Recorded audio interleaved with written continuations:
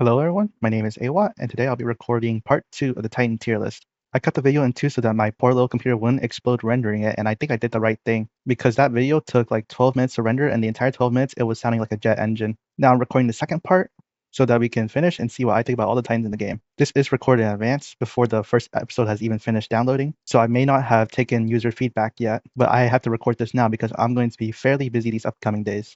Anyways, I will be going over the Chinese Titan, the Aztec Titan, and the Egyptian Titan today. In the previous video, I went over the Norse Titan, the Japanese Titan, the Greek Titan, and the Atlantean Titan. I will link it in the top right corner. It should be appearing right now for you guys to click on. But I won't blame you guys if you guys don't want to watch the whole video, so I'll just summarize the results. Ymir, the Norse Titan, got the lowest ranking at 3.2 out of 5 stars. The Yamata no Orochi, the Japanese Titan, got the second lowest rating at 3.4 stars. Cerberus, the Greek Titan, came in at 5th place at 3.8 stars. The Chthonian, or the Atlantean Titan, came in at 4th place with 4 out of 5 stars. And today we will be ranking the final 3, the Egyptian, the Chinese, and the Aztec Titan. I will disclaim in this video, just like my last video, that this tier list is completely subjective to my taste. When I fill these criteria that I made, first of all, it's already biased how I made the criteria, and then how I rank these criteria is also biased. I'm just doing this for fun, you know?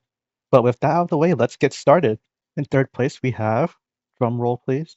I don't know what his name is, but it's the Egyptian Titan. Yeah, so the Egyptian Titan takes the 3rd place slot. Unlike all the other Titans on this list, I could not find a name on him. I will explain that more in the lore section, but for now, I'm going to rate their physical look, and I'm going to say it's a 10. I think they look fantastic. I enjoy their very unique design, their bird legs, and their armor overall looks amazing. You show this to anyone who doesn't play the game, they're probably going to guess that this is in fact an Egyptian creature, and considering we don't even know this Titan's identity, I think they represent the Pantheon really well. So for its look, I'm giving it a 10 out of 10. I really couldn't find any criticisms I had for its look. That being said, though, its lore is a complete disaster, and I'm just gonna be straight up, I'm giving its lore a 1 out of 5. Just like the Atlantean Titan, this Titan does not appear in the campaign whatsoever, so we're gonna have to dig through some places to find out its name, but that's the absolute worst part. It officially has 2 names. So you know how in the previous video I said we found the Atlantean Titan's name by digging through old video game journals that came around the same time that the Titans expansion released, and that's where we found the information regarding the Atlantean Titan's name. Well, we do the similar thing to find out the Egyptian Titan's name, and the information from back then all suggests that the Egyptian Titan is Horus.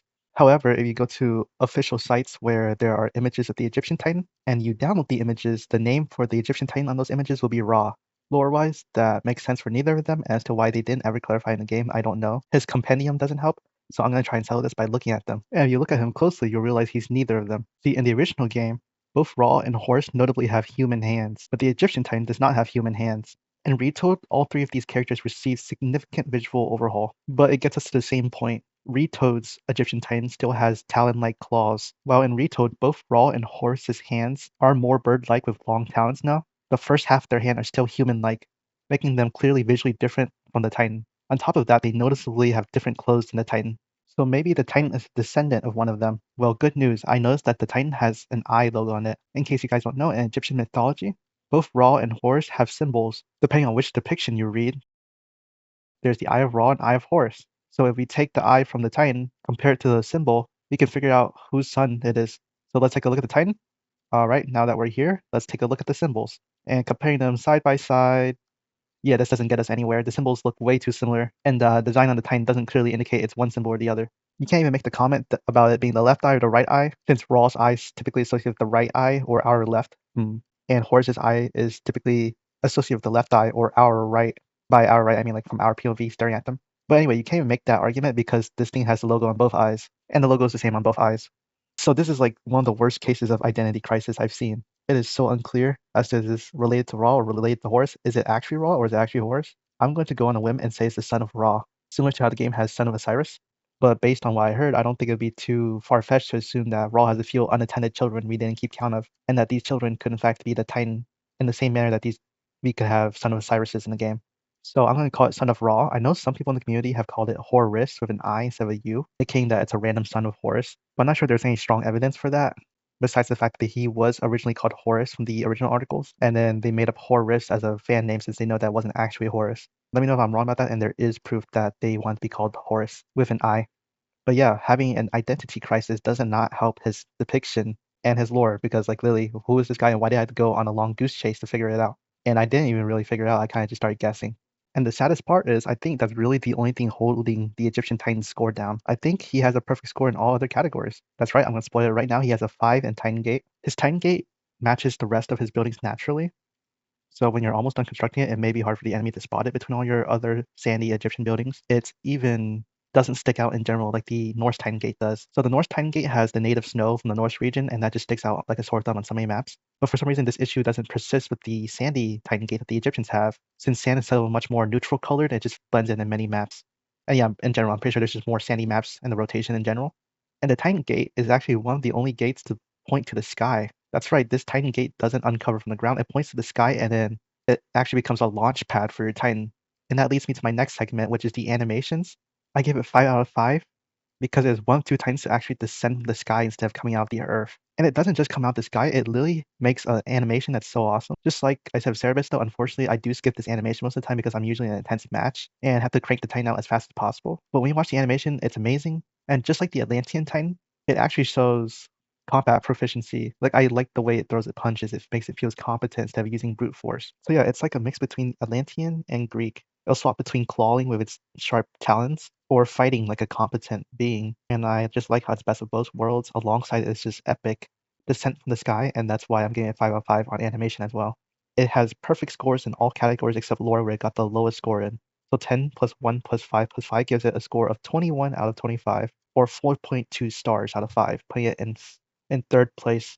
In second place, we have Sea Packley, the Aztec Titan.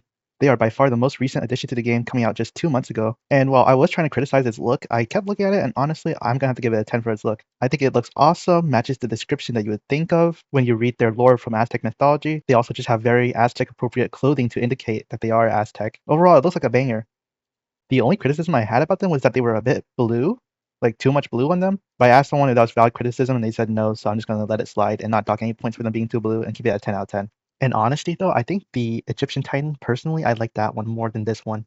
I think the reason why it's higher in the tier list is purely its lore points not dropping like the Egyptian Titan it did. Which brings me to my next point, is that its lore is 5 out of 5. Similar situation to Ymir, it has very important plot relevance in Aztec mythology overall, and then it of course plays a big role within the Aztec campaign within the game. It is a plot device in which, wait, spoiler warning, skip to the time shown on screen to avoid Obsidian Mirror spoilers. You have been warned. It makes the main character team up with Vizsla Pochli and his idiot goons in Tenochtitlan and forgive them for all of their war crimes. And it's like a plot device for our other main character to get herself killed so that the main cast of New Atlantis teams up with our main character as well. And they all gang up on Tezcatlipoca. I also wonder, was that dude just living in the ocean waiting for Tezcatlipoca to call him? He just pulls out that thing like it's so easily summoned. And then the villagers kind of downplay it, saying it's a primordial being. Like they've seen other primordial beings before, and it's like the third one of the week or something. But I admit I might just be too critical of the Aztec campaign. Regardless of my criticisms, it is still very relevant to the game and its lore and the actual Aztec lore, so it should be a 5.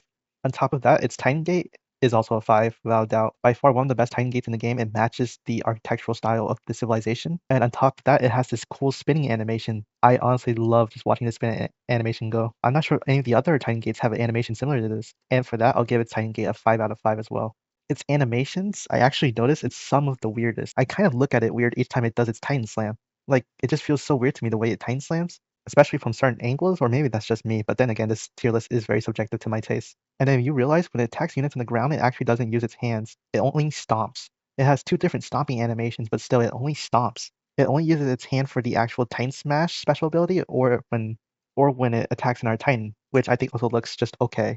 So it has some by far the most subpar attack animations on normal units, which is the most common animation it does. Its Titan Smash looks a little weird. I think its special effects was actually one of the best in the game, having a tidal wave. I thought that was cool. The actual animation itself is kind of rough. But yeah, I thought about giving it 1 because its Titan Smash is the weirdest one for me. And then its attack animations are by far the most forgettable, only being stomps with the exception of the Titan on Titan combat, which is like, the other ones are way cooler. But I'll do it decent and give it 2 out of 5 because the way it comes out the gate is absolutely so cool.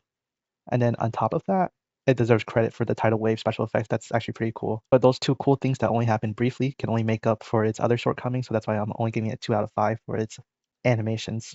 So if we add up its points, we got 10 points for look, 5 points for lore, 5 points for gate, and 2 points for animation. It gets 22 points, or a 4.4 out of 5 star, making it the second highest rank in this tier list.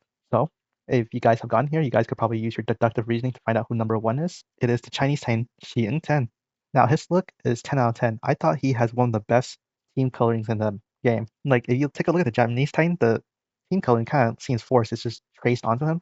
But I feel the team coloring on this Titan just feels so natural and amazing. I remember that being one of the first things I complimented about it when I first got my hands on the Immortal Pillars. On top of that, he is one of two Titans to wield a weapon. But unlike the Norse Titan, where the weapon actually looks like it's holding back the Titan, I think this weapon enhances his design a lot. You know, the Norse Titan was savage looking, so having a tiny hammer kind of feels limiting to his savagery. While this guy is elegant and a warrior in combat, having a giant axe and shield, I feel like that really helped with the depiction. And then come on, just look at his design. I just think it looks so cool. The base design of the face, in case you guys didn't know, Yin Ten challenged Huang Di to a duel where Huang Di cut off his head, but the guy was too angry to die, so he used his nipples as his eyes and his belly button as his mouth. So he's like the faceless one and uses his body as his face instead. And that's why he looks the way he does. But even his body looks kind of awesome. That being said, though, I was surprised this guy was picked to be the Titan. Honestly, if I had to guess who the Titan for the Chinese Pantheon was going to be, I thought it was the Kwafu. That's right, that villager unit we get, I thought that was going to be the Titan. Because some tells the Kwafu depict him as a tribe of giants, but a vast majority of the tellings I heard and was familiar with only tell him as a single giant that tried to chase the sun and failed eventually. But yeah, I was expecting, based on his lore, I recognize him as a singular giant, and of course, a giant would make sense as a Titan. But no, it seems they chose this guy, and honestly, I'm so glad they did because I like the Kwafu's unique experience as a gameplay factor as a different villager type, and I also like this Titan so much. I think its design is awesome. On top of its design, I think its lore is a 5 out of 5. I just told you some of it, but that's like from the source material. That's not actually said in Age of Mythology, I don't think. But it does line up with how they talk about him in Age of Mythology. They talk about him being an enemy of Huang Di, which would make sense if that duel was true. Before I continue, I'm actually going to put a timestamp on screen that you can skip to avoid spoilers. But until then, spoiler warning, I'm about to talk about spoilers for the Immortal Pillars DLC. And then I really like his dynamic where the Titan is not actually an enemy. He's actually your win condition for once. You use him to save the day, as opposed to fighting the Titan like in the Obsidian Mirror or Heavenly Spear DLC. The Titans were the enemy there. But in the Immortal Pillars, they actually use the Titan as a saving grace. And the dynamic overall is just so nice because they recognize that he is an enemy of theirs, but he is sensible enough to join forces with them if there is a threat to all of China, which is what happens in Immortal Pillars DLC. So not only is he not a villain, he's also not exactly a protagonist. He's just doing this in the best instinct of his survival. And I just thought that was a really cool dynamic. And then the next thing I'm going to rank is actually his Titan Gate. I'm going to give his Titan Gate a 4 out of 5. I think it's one of the coolest designs for a Titan Gate in the game because when you finish building it, it doesn't seem like a ruined area. It actually seems like a proper building when you finish building it. It is also one of the only Titan Gates in the game to be a launch pad for the sky rather than an excavation for underground, meaning that it is the only Titan Gate besides the Egyptian one where the Titan will descend down onto it. And that's pretty awesome. The reason why I give it 4 out of 5 points is because the rocks on the Titan Gate are initially so huge. It is so visually obstructive, and villagers and other units can get hidden behind it. I know you have the colored outline to help you see them, but I've had times where that giant Titan Gate initially was just so visually obstructive it harmed gameplay. So that's why I deducted 1 point for that. But besides that, I'm going to go on to his animations. Since I was talking about how he literally flies down, but not only that, he throws his axe down first before flying down and grabbing it. I just think that animation is so awesome. And having an axe gives him some of the most unique animations in the game, and he actually has some of the best Titan on Titan animations because he swaps between a shield bash and an axe swing, and I just think that's so awesome. That's like showing actual combat competency there instead of using brute strength. But it's also just so cool, even if it wasn't for that idea. And yeah, I do like how he slams with the axe. It feels so right, unlike the Norse Titan, where I just don't feel right about him using his tiny little hammer first. Also, this guy's consistent with his grip. He only uses one hand for the axe, while the Norse Titan swaps between one hand grip and two hand grip. And although to be fair, that's because his other hand's occupied with holding the shield. But yeah, he gets a 5 out of 5 for animation. And if it wasn't for his Tiny Gate being so darn massive, he would have a perfect score in all categories, in my opinion. So he lost 1 point, which means he has 24 out of 25 points, or a 4.8 out of 5 star, in my opinion, making him the number 1 ranked Titan and my personal favorite Titan overall. Also, fun fact, he's the only Titan that actually speaks back to you. All the other ones just roar, but this guy actually speaks Chinese and talks back to you when you command him, which is just an extra nice detail. That is all 7 Titans in the game that you can use in single player or skirmish or multiplayer, which is the modes I usually play. I do recognize there are more Titans in the game, including the likes of Gaia, Prometheus, Kronos, Chiyu, and maybe more depending on what you count as a Titan. But I'm only doing the Pantheon ones that you actually use in the game outside the campaign. And then there's of course the Tail of the Dragon Titan, which is the original Chinese Titan. I'm also not ranking him because I have zero experience in that game. I only started playing Age of Mythology and Retold. I just feel like for the campaign Titans, it would be kind of unfair because the lore would constantly be a 5 out of 5 because of course they're a campaign Titan, their lore is going to be relevant to the game. And then the Tail of the Dragon Titan, I really don't want to talk about because I feel it'd be wrong to talk about something that I didn't play. I'd like to keep it where I'm educated at, and that's currently the Retold environment. Maybe I'll give it a try in the future, but no promises. But that is it for part 2 of the tier list. It was actually recorded before part 1 finished uploading due to me being busy soon. So unfortunately, I was not able to take your feedback, but still provide it, and maybe I'll give a reply. Even if I don't reply, I'd still be happy to read it and see what you guys have to say. But thank you for watching, and have a great day.